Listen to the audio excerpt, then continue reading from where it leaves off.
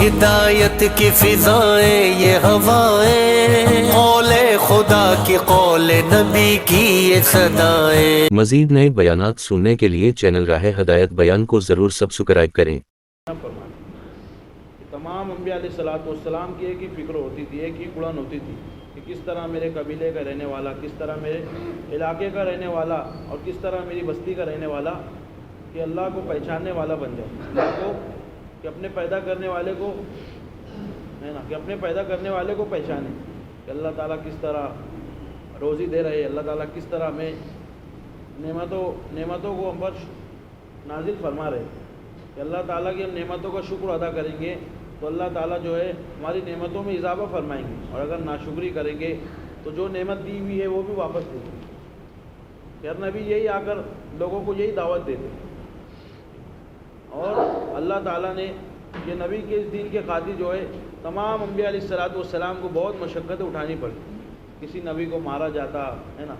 اور ہر نبی اس دین کے خاطر بڑے مشقتیں اٹھائی کہ اللہ تعالیٰ نے اپنے نبیوں کو تکالیف میں دیکھنا برداشت کیا، لیکن دین مٹ جائے یہ برداشت نہیں کیا کہ اللہ تعالیٰ کے نزدیک جو ہے دین کی اور دین داروں کی قدر و قیمت ہے، اور اللہ تعالیٰ کے نزدیک اگر قدر و قیمت نہیں ہے تو وہ دنیا کی اور دنیا داروں کی نہیں ہے۔ کہ اللہ کے نبی خود فرما رہے ہیں کہ جتنا مجھے دین کے خاطر ڈرایا گیا، مارا گیا، ستایا گیا، کسی اور نبی کو نہیں مارا گیا، ستایا گیا، کہ تمام انبیاء علیہ الصلوۃ والسلام کی قربانی ایک پلڑے میں رکھ دی جائے اور میری قربانی کو ایک پلڑے میں رکھ دی جائے تو اللہ کے نبی فرما رہے ہیں کہ میری قربانیوں کا پلڑا جھک جائے۔ کہ زینب رضی اللہ تعالیٰ عنہ روزانہ اللہ کے نبی کو کپڑا پہناتے اور کنگھی کرتے، اور اللہ کے نبی روزانہ صبح سویرے دعوت کے لیے نکلتے ہے نا، کہ ہر طرح اللہ کے نبی نے دعوت دی، سب کو دعوت دی، کہ کبھی مینا کے بازاروں میں گئے، مکہ کی وادیوں میں گئے، طائف کی وادیوں میں گئے، اور نبی کی ایک ہی کڑن ہوتی تھی کہ بس ایک ہی دعوت دیتے تھے کہ لوگوں مجھ کو اپنی بستی میں رہنے کی جگہ دے دو اور میرا تعاون فرماؤ تاکہ میں اللہ کی وحدانیت کو، اللہ کی کبریائی کو، اللہ کی ربوبیت کو خوب پھیلاؤں۔ جو نبی جن کو بات سمجھ میں آ جاتی تو وہ قبول کر لیتے۔ کہ حضرت طفیل عمرو دوسی رضی اللہ تعالیٰ عنہ کے بارے میں آتا ہے نا کہ ان کو لوگوں نے خوب ڈرایا اللہ کے نبی کے بارے میں کہ جو ہے نعوذ باللہ یہ جادوگر ہے، کہ یہ ایسا کلام پڑھتے ہیں کہ جو ان کی باتوں کو سنتا ہے وہ انہیں کا ہو جاتا ہے، ان کو کلمہ پڑھ لیتا ہے۔ تو جو ہے وہ انہوں نے اپنے آپ سے مخاطب ہو کر فرمایا کہ اے طفیل تم تو سمجھدار ہو، تو چلو دیکھتے ہیں، ان کی بات کو سنتے ہیں، اگر سمجھ میں آئیں گی تو ایمان قبول کر لیں گے، اور اگر نہ سمجھے تو کوئی بات نہیں ہے نا۔ اور اپنے کانوں میں روئی ٹھوس لیے اور روئی کو اپنے کانوں میں رکھ لیا، اور جب مکہ میں گئے اور اللہ کے نبی کی بات کو جو ہے سنا تو فوراً ایمان کو قبول کر لیا کہ ان کو اللہ کے نبی کی جو بات تھی ان کو سمجھ میں آ جائے کہ جو ہے یہی آخری نبی ہے اور یہ جو بات فرما رہے ہیں وہ سچ ہے اور حق ہے۔ تو حضرت طفیل رضی اللہ تعالیٰ جب ایمان قبول کیا تو فوراً اپنی ذمہ داری کو پوچھا کہ اللہ کے نبی میری ذمہ داری کیا ہے؟ تو اللہ کے نبی صلی اللہ علیہ وسلم نے ان کو ترغیب دیا اور فرمایا، ان کو محنت سمجھائی کہ جو میرا کام ہے وہ تمہارا کام ہے، کہ جاؤ اپنی قوم میں، اپنی بستی میں جا کر خوب محنت کرو۔ حضرت طفیل عمرو دوسی رضی اللہ تعالیٰ جا کر خوب محنت کی، لیکن ان کی قوم نے ان کی بات کو نہیں مانا، ان کی قوم نے ان کی بات کو نہیں مانا، تو وہ سخت و ناراض ہوئے، رنجیدہ ہوئے، اور اللہ کے نبی صلی اللہ علیہ وسلم کی مجلس میں دوبارہ آئے اور کہا کہ اللہ کے نبی کہ میری قوم میری بات کو نہیں مانتی، آپ جو ہے ان کے لیے بد دعا کر دیجیے۔ لیکن اللہ کے نبی نے ان کو ترغیب دی، ان کو سمجھایا اور کہا کہ جاؤ اور جا کر دعوت دو۔ جب انہوں نے جا کر دعوت دی، ان کو سمجھایا، تو 70 جو ہے قبیلے کو لے کر اللہ کے نبی صلی اللہ علیہ وسلم کی مجلس میں لے کر آئے۔ اگر اللہ کے نبی صلی اللہ علیہ وسلم ان کی قوم کے لیے بد دعا کر دیتے تو اس امت کو جو ہے ابو ہریرہ جیسے محدث نہیں ملتے۔ حضرت اکرمہ رضی اللہ تعالیٰ جو ہے ہر طرح سے نبی کو تکلیف دینے کی سازش کرتے تھے، لیکن جو ہے ان کے ایمان لانے کا ذریعہ جو ہے ان کی عورت بنی کہ جب جو ہے مکہ فتح ہو گیا تو جو ہے ایک کشتی کے اندر بیٹھ کر چلنے لگی، اور کشتی میں جو ہے پانی میں لہر آنے لگی، تو ملاح جو کشتی چلانے والے ہیں اس نے کہا کہ اب تمہارے پاس جو بچنے کا ذریعہ ہے وہ ایک ہی ہے۔ کہ کہا کہ کیا ذریعہ ہے؟ تو اس ملاح نے کہا، کشتی والے نے کہا کہ جو ہے تم کلمہ پڑھ لو۔ تو حضرت اکرمہ رضی اللہ تعالیٰ نے کہا کہ میں اسی کلمے کی وجہ سے بھاگ کر آیا ہوں، ہے نا. تو اللہ کے نبی نے جب مکہ فتح ہو گیا تو اللہ کے نبی نے خوب لوگوں کے ساتھ درگزر کا معاملہ کیا, ہے نا. کہ سعد رضی اللہ تعالیٰ جب مکہ فتح ہوا تو کہنے لگے کہ آج بدلہ لینے کا دن ہے, آج خون بہانے کا دن ہے, کہ جتنے نبی کو ستایا تھا اس سے بدلہ لیا جائے گا. لیکن اللہ کے نبی صلی اللہ علیہ وسلم نے سب کو معمول دے دی, ہے نا, سب کو معاف کر دیا کہ جو مکہ میں داخل ہو جائے اس کو امان ہے, جو ابو سفیان کے گھر میں داخل ہو جائے اس کو امان ہے. ہر طرح سے جو ہے اللہ کے نبی صلی اللہ علیہ وسلم نے درگزر کا معاملہ کیا. جس امت کے خاطر اللہ کے نبی جتنا روئے ہے, جتنا تڑپے ہے, اور کسی نبی نے تڑپے ہے لیکن اتنی محنت انہوں نے جتنی کی ہے اور نبی نے بھی کی ہے, کہ اللہ کے نبی صلی اللہ علیہ وسلم کہ جب حضرت اکرامہ رضی اللہ تعالیٰ اللہ کے نبی صلی اللہ علیہ وسلم کی مجلس میں آئے تو ایمان کو قبول کیا, اور ایمان کو قبول کرنے کے بعد فرمایا کہ اللہ کے نبی جتنی میں نے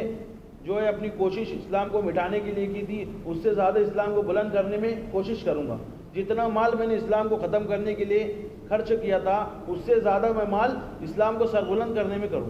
خرچ کروں گا. اللہ کے نبی صلی اللہ علیہ وسلم کہ تمام صحابہ کو جو ہے ذمہ داری کو سمجھایا تھا, کہ ہر صحابی جو ہے اپنی ذمہ داری کو سمجھتا تھا. کہ مولانا یوسف صاحب رحمۃ اللہ علیہ کی سیرت پڑھتے تھے تو فرمانے لگے کہ صحابہ جو ہے اپنی ذمہ داری کو سمجھے تھے, اور کہا تھا کہ وہ سمجھتے تھے کہ مدینے کا جو قبرستان ہے وہ عورتوں اور بچوں کے لیے, مردوں کے لیے جو ہے تو اللہ کے راستے میں ہے نا. کہ معاذ ابن جبل رضی اللہ تعالیٰ اس امت کے سب سے بڑے مفتی ہے نا, کہ کل قیامت کے دن جو ہے انہی کے ہاتھ میں علماء کا جھنڈا ہوگا, لیکن جو ہے وہ اپنی جگہ پر نہیں بیٹھے, ہے نا. کہ دائی جو ہے اپنی ایک جگہ نہیں رہتا ہے بلکہ جو ہے ہمیشہ آگے بڑھتے رہتا ہے. اللہ کے نبی صلی اللہ علیہ وسلم نے ان کو فرمایا کہ معاذ میں تم کو یمن بھیجنا چاہتا ہوں, کہ وہاں پہ جو ہے اہل کتاب ہے ان کو دعوت دو, ان کو ایمان کی دعوت دو. جب ایمان قبول کر لیں تو ان کو دین کی دعوت دو, ان کو ایمان سکھاؤ, ان کو نماز سکھاؤ. اور اللہ کے نبی صلی اللہ علیہ وسلم ان کو جو ہے اونٹنی پر بیٹھا کر ان کے ساتھ روانگی کی بات کر رہے ہیں, اور تمام ترغیب اللہ تعالیٰ کو اللہ کے نبی صلی اللہ علیہ وسلم کو سمجھا رہے کہ معاذ یہ دعوت دینا, یہ دعوت دینا, یہ دعوت دینا, ہے نا. اور ایک مقام پر اللہ کے نبی صلی اللہ علیہ وسلم ایک جگہ ٹھہر گئے, اور حضرت معاذ رضی اللہ تعالیٰ سے کہا کہ معاذ اب جب تم لوٹو گے دوبارہ تو جو ہے میری قبر پہ تمہارا گزر ہوگا. تو حضرت معاذ رضی اللہ تعالیٰ جو ہے رونے لگے, اور یہ نہیں کہا کہ اللہ کے نبی 1 سال کا مجھے مہلت دے دیجیے, ہے نا, کہ اللہ آپ کے اوپر جو ہے وحی کا نزول ہو رہا ہے, میں 1 سال آپ کی صحبت میں رہ کر اور دین کو سیکھ لوں گا اور پھر اس کے بعد اللہ کے راستے میں نکل جاؤں گا. لیکن حضرت معاذ رضی اللہ تعالیٰ نے یہ نہیں کہا, بلکہ اللہ کے نبی وہ رونے لگے اور جو ہے وہ نکل گئے. اللہ کے نبی صلی اللہ علیہ وسلم نے جو ہے تمام صحابہ کو 100% اس دین پر, اس محنت پر ابھارا تھا, کہ ہر صحابی جو ہے اپنے ایمان پر مطمئن نہیں تھا. ایک تعبیر رحمۃ اللہ علیہ فرماتے ہیں کہ میں نے 70 سے زیادہ صحابہ سے ملاقات کیا, کسی صحابی کو اپنے دین پر, اپنے ایمان پر مطمئن نہیں پایا. ہر وقت تو صحابہ متفکر رہتے تھے کہ کس طرح میرا کیا ہوگا, مرنے کے بعد میرا کیا ہوگا. وہ حضرت عمر رضی اللہ تعالیٰ عنہ, ہے نا, کہ اللہ کے نبی فرما رہے کہ اگر میرے بعد کوئی نبی ہوتا تو وہ عمر ہوتے, لیکن مرنے کے وقت تو, ہے نا, کہ جب ان کی روح قبض ہونے لگی تو اپنی جو رخسار زمین پر رگڑنے لگے اور اللہ تعالیٰ سے فریاد کرے کہ عمر اگر اللہ تعالیٰ نے تجھے معاف نہیں کیا تو تیرا کیا بنے گا, ہے نا. خوب رو رہے, خوب رو رہے, ہے نا. حضرت علی رضی اللہ تعالیٰ عنہ آئے اور